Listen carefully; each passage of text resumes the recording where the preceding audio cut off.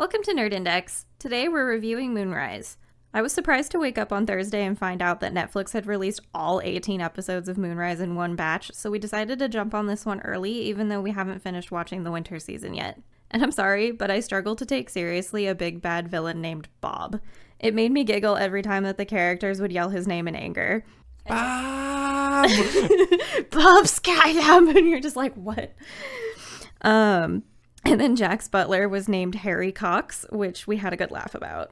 The story itself was serviceable. First it was about a civil war, then it was about mutant jellyfish, and then it was about AI being bad.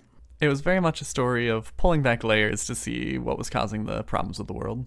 But it jumps around in the timeline a lot, and I wish it would have just told us a more linear story. There were many moments where it feels like you might have accidentally skipped an episode, or it just jumps awkwardly between the past and the present. While the story wasn't terribly deep, it always had a new thing to present, and it was interesting to follow where it took our characters. They also didn't definitively tell us what Moonchains was actually planning to do with the L-Zone at the end, but at some point Jack said, "I'm sorry we couldn't make the moon green," and then I'm just like, what does that mean? Were they planning to use it to make vegetation or something? Like, it was never explicitly said, and that really bothered me. I did feel like we skipped kind of an important year there. Yeah.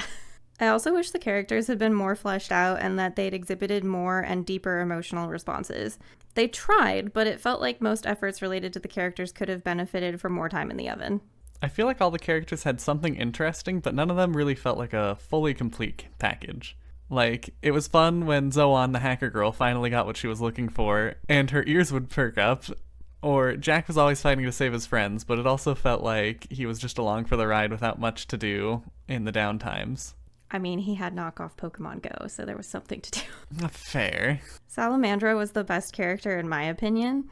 She was a total badass, and every fight she was in was great. Just a beautiful, tough-as-nails woman who can casually beat up a whole SWAT team in one moment and then try to have girl talk with Reese in another moment. And I feel like every scene that she was in was improved by her presence. This show had fun action that flowed really well, and man, I really want one of their capes to zip around with. It looks like a lot of fun. Also, it's kind of nice to just have a standalone story for once that ends on the end episode. Yes. I mean, they do leave you with a smidgen of a cliffhanger at the very end, but it's not a cliffhanger that you're like, oh, there's going to be a season 2. It's like, oh, you as the viewer can just imagine what it means. The action was definitely a highlight, though, although I've seen a lot of people just attributing that to it being the strength of WIT Studios as a whole and not necessarily the show, but I won't take it one way or another. I just think it was cool.